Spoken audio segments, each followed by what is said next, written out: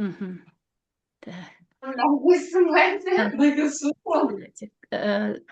Аха, микрофондарын өшірсеңіз. Иә, сәлеметсіздер ме, кеш жарық. Кезектегі кездесуіміз. Бірақ бүгін ерекше кездесу. Біз екі ментор и үш мұғалім емес, бұл жерде бізде 6 мұғалім конференцияға кіріп жатыр. Иә. И бүгін біздегі жалпы тақырып, барлықтарыңыз ағылшын пән мұғалімдерсіз, иә?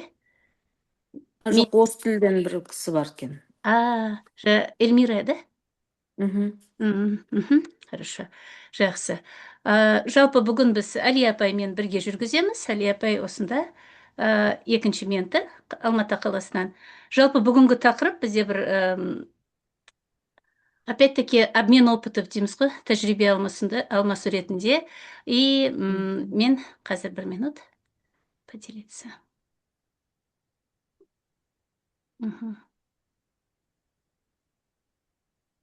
Ана жерде менде ашылды ма?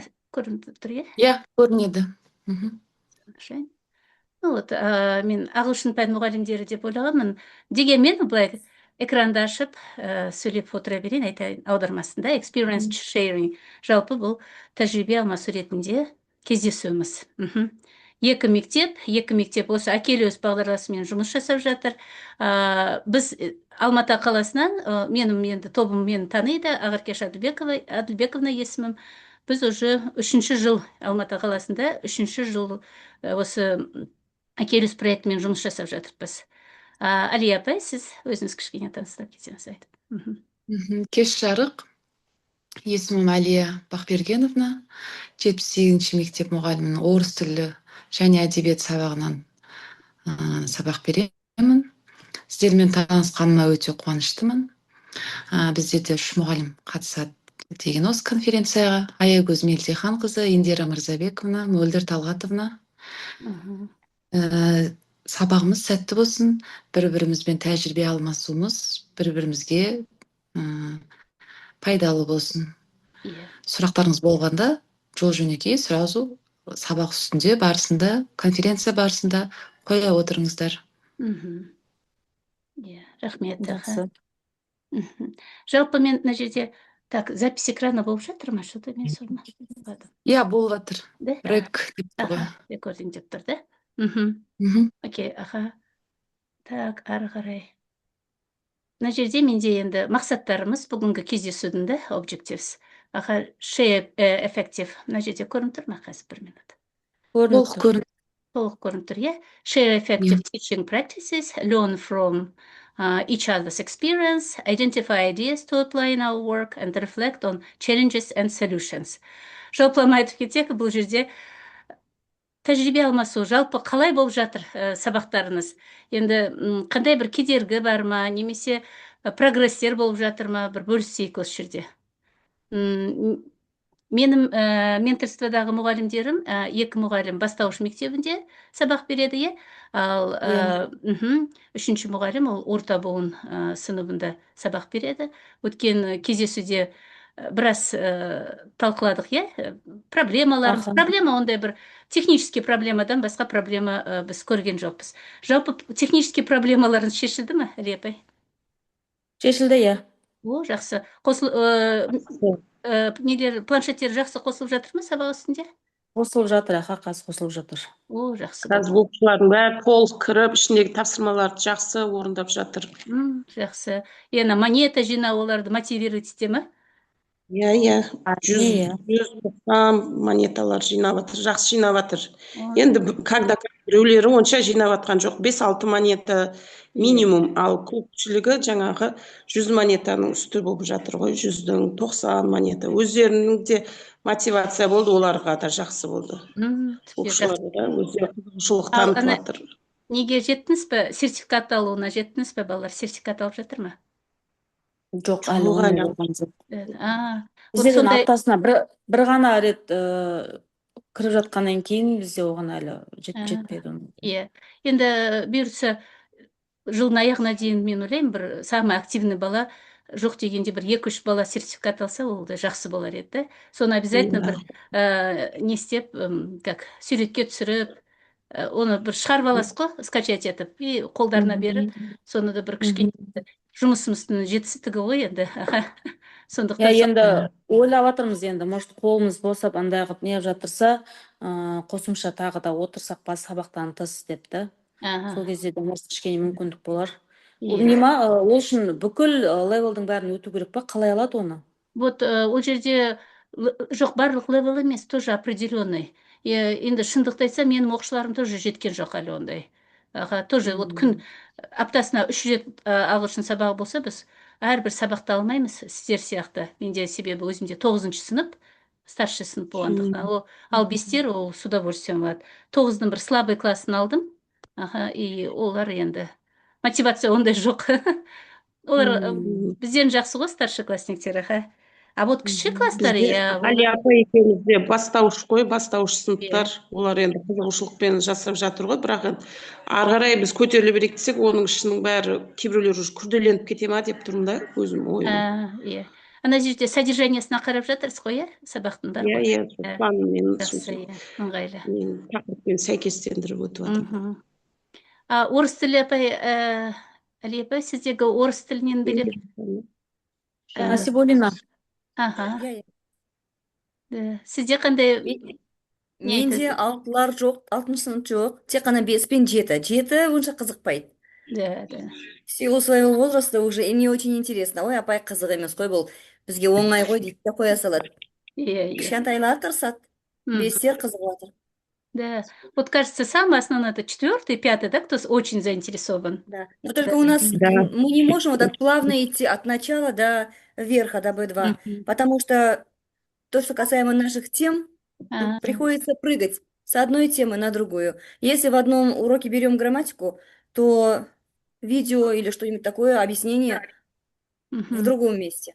Да. Закрепление тоже вынуждено не плавно идти, а скачками, урывками. Кстати, бізде ағылшында ондай емес, Ағылшында керемет екен, орыс тілде ондай емес екен. Бізде де сол проблема. Бізде это как конференция жасаймыз ғой, өзі мектепте, өзара мектеп ішінде, именно орыс тілдерде проблема сол, тоже вот скачки. Бір сабақтан Мы только можем урывками элементы брать. Бүгін ғана Zoom-нан өтті собраниеміз с ментором из Алматы. Точно такая же проблема и у них, дейді. А кто у вас ментор? Алия, да? Нет, она передала. Гульбану. Апай. Гульбану апай? Понятно. Она уже у вас не ментор? Другой человек, да, сейчас? Вот она сейчас, Гульбану апай. Все. Хорошо, да. Она, да, как раз Русовет она. Да. Жақсы. Ну, хорошо. У нас одинаковые проблемы. Да. Хорошо, рахмет. Да, я так рада, что наконец планшеттерді сіздер уже іске асып, интернет дегеніміз көзіміз жетті, да, интернет, оказывается, қажеті жоқ екен. Да. Получается, да, Жанат апай, Али апай? Қазір жақсы. Қазір кіріп жатыр, алдындағындай емес, қазір кіріп жатыр. Біз ана сервер классе дегенді ұмытып жүр екенбіз. Біздегі проблема. Кейбір мұғалімдер қосылмайды. Әрбір оқушыда сервер в классе. И содан соң уже прямо, такое прям наслаждение было, когда у нас все зашли. И интернетті қажеті жоқ. Рахмет. Енді мына жерде өзіміздің планшетпен оқушылардың кірген біз неғып отырамыз ғой, бақылап. Соны қанша монета жинағанын бәрін көріп, қайсысы кіріп шынымен тапсырма орындап жатыр, ал қайсысы тапсырма орындамай басқа нәрсе ойнап кетіп жатқанда оқушылар бар ғой, соны тапсырманы орындап жатқанын бәрін көріп, сөйтіп кері байланыс жасап отырмыз.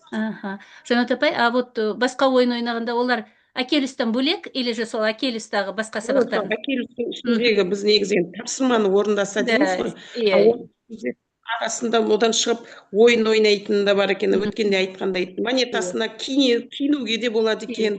Синг-сонг дейді ғой, өлең айтатын да жағы ішінде бәрін балдар бізден жақсы біледі ғой, ішінің бәрін. Оның бәрін олар сөйтіп істейді екен да. Біз айтамыз, бір тапсырманы орындау керек. Жаңағы программа бойынша, жоспар бойынша, одан кейін барып ары қарай уақытқа батса, сонысын көреміз деп айтамыз да. Мысалы, біздегі мұғалімдер смарт тақтаға ашып отырады, өздерінің несін планшетін біріктіріп. Получается, мұғалімнің планшетін олар экранда көріп тұрады балалар. И прогрессті ашып отырады да, сонда смарт тақтада прогресс. Әр бала бір-бірін как соревновательский дух болады да. Ана оқушыны жинады, мен уже одан да көп жинадым деген сияқты. Немесе ана кішкене Ал байланысы смарт болды. тақтаға қалай қосып жатырсыздар? Да, соны тоже өткенде осы Назар бізге мектепке келіп қосып кетті. Қосып беруге бола ма екен? Болады, аха. Смарт тақтаға именно мұғалімнің несін қосып қойса, вообще керемет екен.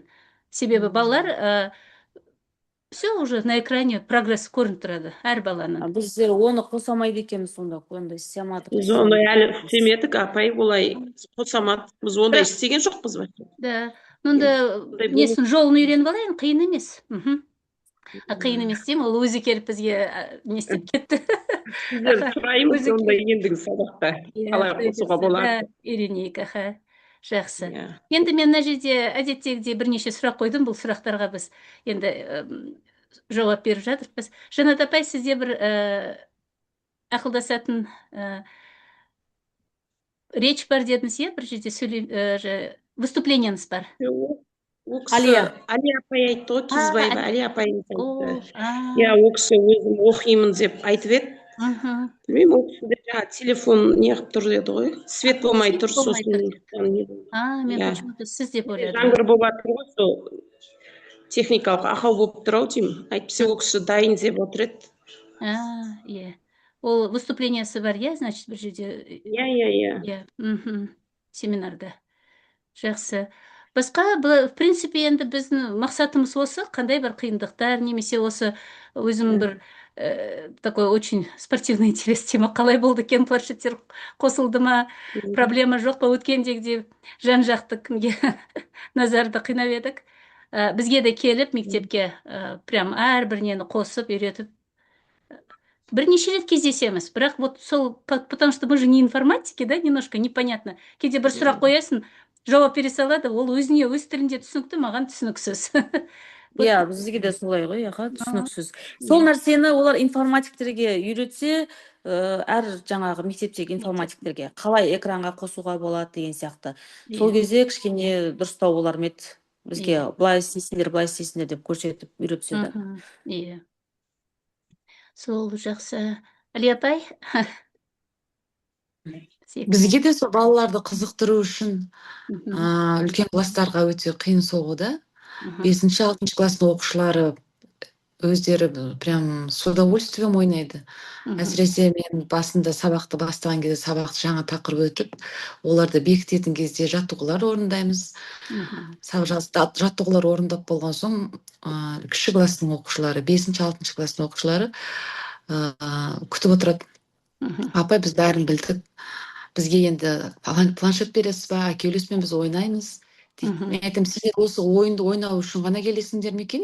Енді тағы да кішкене десем, бізге қазір әкелесқа уақыт аз қалып қалатын болды. Бізге көбірек уақыт беріңізші әкелесқа деп, керісінше олар қызығушылығын жақсы танытады. Сабақтың соңында, скорее всего, где-то примерно за 15 минут до окончания урока, заключительный, я организовываю им игру в виде соревновательного характера. Мен бір сұрақ қойсам болады ма? Айта беріңіз, иә. Біздер енді аптасына бір рет қана кіруге мүмкіншілігіміз бар, жаңа планшетпенен басқа кезде мүмкіншілігіміз жоқ. Сол себептен біз өзіміздің жаңағы 2 күндік, мысалы аптасына 2 рет болады бастауыш сыныптарға. 2 тақырыпты біз сыныпта отырған кезде бір күнде өтуге тырысамыз дағыны, ал бір күн целый, бір күнді Акелюске арнаймыз да. Сол кезде міндетті түрде ма, сол біздің өткен тақырыбымыз бойынша жаңа Акелюстің жұмыстарын, тапсырмаларын орындау, немесе бір қалыпта бүйтіп кете берсе болады ма? Жоқ, меніңше міндетті емеспіз, иә, әлі. Вот желательно, наверное, потому что плавно идти по уровню нету такого понятия, потому что там у нас перепрыгиваем некоторые уроки, потому что у нас не приходят, они не соответствуют нашим планам, которые у нас сейчас на КСП на руках есть. В нашей учебной программе, да? У нас в КСП 5, 6, 7 урок по порядку идет, а в Акелиусе, вот наш 5-й урок, возможно, там 50-м оказаться. Да. Наш 6-й урок, который в КСП, в Акелиусе он может 23-м оказаться. То есть как такого порядка нет. Ну, желательно, чтобы по теме было. Например, сегодня прошли мы глаголы, например, прошедшего времени. Желательно найти бы в Акелиусе этот глагол прошедшего времени. Если его нет, ничего страшного, то другие виды глагола тоже есть, например. Мы можем свой урок провести. Это нигде не закреплено, не зациклено. Если это не написано где-нибудь, что это нельзя, значит, я так думаю, что можно. И вообще думаю, это был как бы цель, да, этого проекта, чтобы вот сам традиционный урок, они же как не охватывают, да, полностью, и это помощь ретінде ғой, көмек ретінде. Сондықтан енді прямо 100% мы не сможем идеально идти. Вот сейчас, например, в 5 классах мен Әлия апай вот именно ағылшында, сізде 4-ші сынып қой. Ну, жалпы 5-ші сыныптарда олар спорт деген тақырып өтіп жатыр. Спортқа өте көп екен ағылшын тілінде. И менде как раз ана диджиталға 3 сабақ енгізіп қойдым мұғалімдердің лессон пландарын, сабақ жоспарлары. И олар сол спортты уже кіргізіп отыр. И самое интересно, әртүрлі сабақтар, бір мұғалімде 31-ші сабақ болса, біреуінде 33 деген сияқты. То есть енді осы сабақтардың ше тізімі бар ма? Қайсы урокта қай тақырыптар келеді деген сияқты. Содержанияға бассаңыз, Содержаниеға бассаңыз да болады, өзіңіз ашып қарасаңыз да болады. Мен өзім, например, вручную жазып алғанмын. Ол еще былтырғы Акелиустың сабақтары биылғымен кішкене басқаша, өйткені олар жазда ма обновление жасады, толықтырулар енгізеді. Оны ашып қайтадан полный содержание жазып алу да қиын емес. Приложениенің өзінде де содержание дегені бар. Менде бар Әлия апай, ағылшыннан бар, мен сізге жіберіп қоямын чатқа. Теріп қойғанмыз. Енді кім дұрыс айтып жатса, обновление болды. Вот обновлениесі мен тексермедім, но, наверное, прямо қатты бір өзгеріс жоқ шығар. Дегенмен, шамамен. Толықтырулар ғана бар екен. Жақсы. Барлығы негізгісі келеді, сол өзінікінде екен. А можно у вас вопрос задать вам? Да. Алия ханым, вы можете то, что вручную написали, скинуть в чат? Да? Нам такое облегчение было бы. Хорошо. Да. Спасибо большое. А вот он же, вот у нас мы сейчас, когда 2 года работали, когда не МУИТ нами руководил, а ЮНИСЕФ сам, и тогда русский язык, он с тех пор, да, ходил, по-моему, было, скидывали много. Да, я же говорю, он изначально был, с первых дней, да. Мы себя сразу записали, что потом нам не было необходимости тратить на это время, на поиски нужной нам темы. И когда у них обновление проходит, мы просто дополняем этот список или что-то, может, корректируем. Ну, как категорически там никаких изменений особо и нет. Да. Ой, вы со мной тоже поделитесь, я тоже своим руссоветом скину. Да, в чат скинем. Хорошо. Да, вот, Әлия апай, мен ойлаймын, все-таки совсем было бы, что было рет, на бір деңгеймен сабақ-сабақпен жүріп жатса. Ойлаймын, енді мүмкін факультатив ретінде қосса бұны, факультатив. Солай ойлап жатырмын, факультатив ретінде қазір данный момент енді Майғазин бүйтіп қоспаса да, өзіміз енді балдардың осы именно сертификат алу үшін, может, бір сабақтан балдарға мүмкіндік берсек тағы да деген бір ой келіп жатыр. Да, ол да идея жақсы. Именно қарастырып шығу, осы сабақтарды өтсе, значит, сертификатқа жетеді деген. Бұл бәрі тәжірибе ғой, опыт ретінде ол бар. То есть қалай жетуге болар екен сол сертификатқа деп ойлап жатырмын да. Алғандар бар ма екен? Интересно. Вот мен сұрастырайын, мендегі что-то пока негізі мен өз мұғалімдеріме солай айтқанмын, бала алды ма, обязательно распечатайте, бір фото отчет жасаңыз. Все, вроде как будто кажется на показуху, но бірақ өзімізге де приятно ғой, то есть жұмысымыздың. И ол сертификат қай жақтан келеді? Ол именно баланың өзінің планшетіне келе ме, или мұғалімнің жаңағы несіне шығады ма, қақтан келеді? Негізі мен білетін мұғалімге келеді. Балаға емес. Прогрессия, кажется, да? Прогрессия учеников можно это наблюдать. Там есть такой пункт, про қарау керек. У меня мальчик из 5 класса, ну, русский язык хорошо любит. Хорошо знает и любит этот предмет. Он какого-то уровня достиг. Вот сертификат мы сохранили, но нужно его скачать. Не помню, какой уровень. B1 жетті ау. Бірақ ол Всё-таки вообще плавно барған жоқ та, секіріп, бірақ сонда да Иә. до сертификата дошли. Осы сұрақты, да, дұрыс айтасыз. Бір жолын Я білсек, чтобы бала жетті и бір нәтижелі болды, иә. Иә. Оқулапты оқыдыңыздар ма, апайлар? Оқулап. Курсымызды. Курсты оқып сертификатты алдық қой. Алдыңыз ба? Жақсы. Бізге сертификат жібермеді, иә, алматылықтарға? Әлия? Бізге жіберген жоқ, Мектепте жаңа бармадыңыз ба? жинап жатыр ғой. Бізге айтты, технический проблема болып тұрса айтты деді. Бірақ та ручной жазып көреміз, списоктерді жіберіңіздер деді. Сонымен тек солай жасап қойдық әзірше. Иә, бізде де солай. Ручной жазып береміз дегенде қылды. Жаңа жылдың соңында балалары жаңағы екпінді үздік деген дипломдары мектеп өзі берген кезде сонымен қатар акел үстінде дипломдарын, сертификаттарын шығарып бергенде де күшті болатын еді, балалардың өздері де бір марқайып. Иә, бір мына деңгейді өтті, мына деңгейді меңгерді деген сияқты оларға да бір кішкене достижение болатын еді да. Сонда жасаса. Кстати, оны не обязательно осы как проекттің же несі сертификат, а внутришкольный можно, да, ұсынуға? Осы мына Вот соны айтып жатырмын. Иә, мысалы екпінді үздік дегендердің жанына кейбір балалар үш болса да, бірақ акел үшін жақсы болса да, басқа диплом алған балалардың қатарына түскенде оған да мотивация болады. Ақеркеш апай, кешіріңіз, мен сөзіңіз аузыңызда, менің сөзім де аузымда. Скрин жасап аласыз ба? Жаңа мен телефоннан андай жасалынбайды екен да. Хорошо. Біз экранға бүйтіп демонстрация жасасақ. Қазір уақыт бітіп баратқан сияқты. Егер уақыт өтіп кетсек, бәріміз шығарып жібереді. Мына не, Zoom. Мен былай істейін, анда қазір. Суреттеріміз бәрімізге шығып тұр ма, көрініп тұр ма? Иә, камера ашық. Бәріміз. Так, принт скрин жасадым. Біз неше адам болып отырмыз қазір? Так, алтау. Аягөз. 9 ба, 10 ба? 16. Қосылды ғой, қыздар. Қазір мен түсіргенімді енді придется WhatsApp-ма ашып қысқамын. Иә, сразу жібере саласыз. Документіма. Так, вставить. Так, и тағы бір, енді бұған қайтып қалай өті. Үстінде тұр ғой неге? Ана үстінде плюс деген жанына кіресіз ба? Қайттан зумда ашу үшін ба? Иә. Иә, үстінде плюс деген новый вкладка открыть деген жанында с левой стороны зум деп тұр, соған басасыз. Ең үстінде. Слева.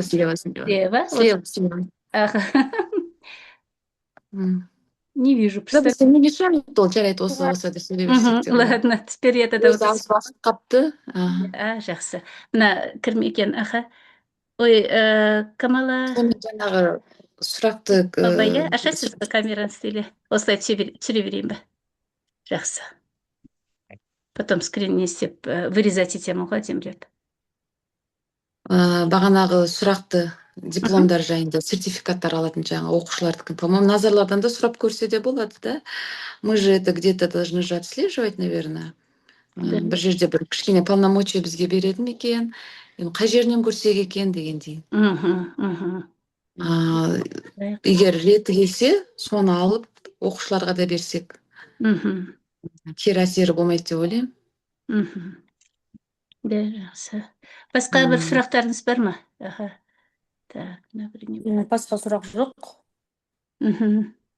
Жақсы, главное, что уже пошел. Сіздер қай уақытта келесіздер? Түркістанға келеміз деп жатқан едіңіздер ғой, е? Иә, Түркістанға бізден кімдер барады? Мені жіберіп жатыр. Иә. Мен және тағы бір ментор деді. 13 күні ғой, е? 13-і, иә. Дүйсенбі күні. Сіздер келесіздер ма? Кім келеді деп жатырсыз? Ақерке апай, сіз келесіз ба? Иә. Екеуіңіз ба? Или... Мен кіммен? Ерке деген қызбен, Ерке апаймен. Тек менторлар қана келеді ғой, е? Иә, ментор, 2 ментор. Біз вроде выступление жоқ бізден, біз тек қана қонақ ретінде мектептерге, мысалы, өзіміздің сіздерге барамыз, өздері жолдайтын шығар, ана Марат ағай. Иә? Сол, сіздер келген кезде жаңағы нені қалай экранға шығаратынды көрсетіп кетсеңіздер жақсы. О, жақсы задание, маған тапсырма жақсы. Мен ана планшетті қосуды үйреніп алдым да, ой, барсам Түркістанға үйретемін деп. Күшті болды үйреніп алғандарыңызға. Себебі память тоже вроде кеше білген нәрсені суббота күні бойы отырдық. понедельник қоса ұмытып жатырмын. Уже момент сервер в классені ұмытып жатырмын, мысалы. Сондай. Жоқ, біз әр сабақта сервер классы алдында да қосқымыз келетін тұғын, бізге оны басында сразу үйретті да.